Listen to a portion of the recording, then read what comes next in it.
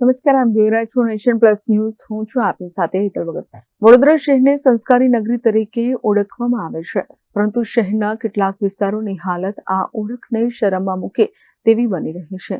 તેનું તાજું ઉદાહરણ છે વડોદરાનું ખિસકોલી સર્કલ, જ્યાં થોડા સમય પહેલા શોભા વધારવાના ઉદ્દેશ્યથી સ્થાપિત કરેલી ખિસકોલીઓ આજે પોતે જ દયનીય હાલતમાં નજરે પડે છે. ખિસકોલી સર્કલ પર લગાવેલી શિલ્પકૃતિઓ હાલમાં ધૂળ માટીથી ઢંકાયેલી છે.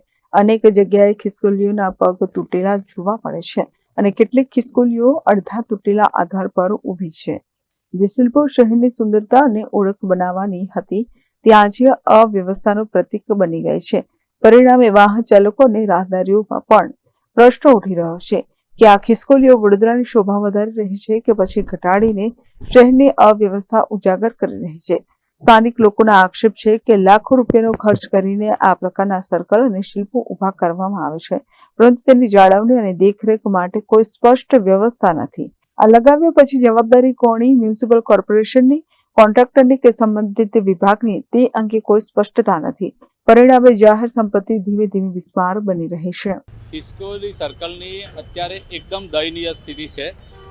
ખિસકોલી સર્કલની આજુબાજુનું જે વર્ગ છે, પથ્થરનું જે બાંધકામ, એ બી ધીરે ધીરે એના કાકડા ખરી રહ્યા છે. આખું સર્કલ ધીરે ધીરે ડિસ્ટ્રોય થઈ રહ્યું છે એવું લાગી રહ્યું છે.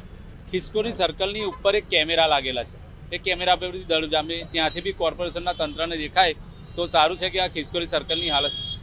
એક મેન વચ્ચે ખિસકોલી સ્ટ્રક્ચર બનાવ્યું છે લોખંડનું, એની આજુબાજુ બે ફાઈબરની ખિસકોલી લાવીને મેલી છે એવું લાગી રહ્યું.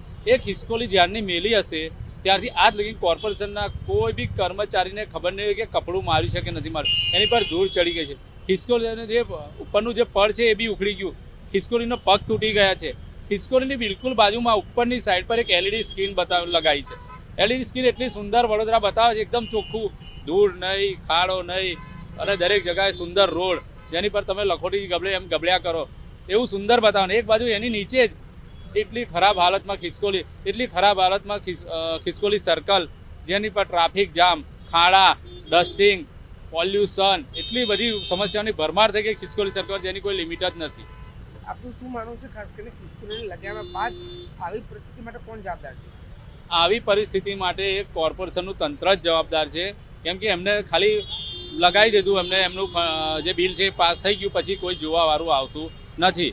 એટલે રામ રાજ્ય અને પ્રજા સુખી એવી રીતે મેકી દીધું છે. આવનાર સમયમાં ખિસકોલી સર્કલની સાફ સફાઈ કરવામાં નહીં આવે તો અમે જાતે કરીશું, અને તંત્રનું એક અમે બોર્ડ મારીશું કે તંત્ર પાસે ટાઈમ નથી. તંત્રને ખાલી માણસોને પગાર લેવા માટે ટાઈમ છે, પણ આની સાફ સફાઈ માટે ટાઈમ નથી. એટલે આ ખિસકોલીની આવી હાલત છે અને એની સાફ સફાઈ અમે કરીશું. કેમેરામેન નવનીત પુરોહિત સાથે Chirag Patel, Nation Plus News, Vadodara. સમાચારોના સતત અપડેટ મેળવવા માટે અમારી નેશન પ્લસ ન્યૂઝની યુટ્યુબ ચેનલને સબસ્ક્રાઇબ કરો, બેલ આઇકન દબાવો અને જોડાયેલા રહો ફેસબુક, ઇન્સ્ટાગ્રામ અને ટ્વિટર પર.